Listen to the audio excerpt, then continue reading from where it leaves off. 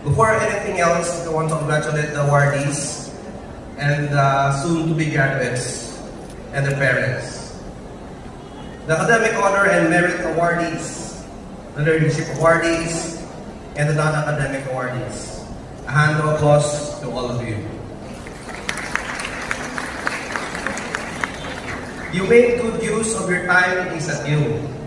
You juggled between work and academics, and the medals, the certificates, and the rewards of your efforts.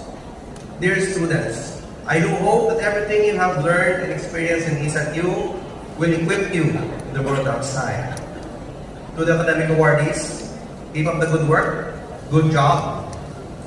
Together with you, your instructors enjoy the journey, but it is just one step of your journey. Don't forget your goal to be future engineers and architects.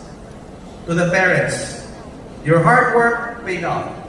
Your children have excelled and survived. To the support and your guiding hand, I want to congratulate you also for a job well done. However, dear parents, your job is not yet over. Your son or your daughter will still have the licensure examinations. For that, engineering graduates, that would be next year. But for the architecture, that would be 2 years after. Because they still have their board requirement of 2 years of OJT. So they still need your support, guiding hand, and monetary support. Because the review is not cheap.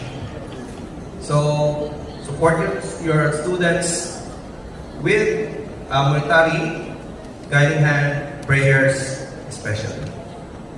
This event is about to end, but to the awardees, the euphoric high will still continue.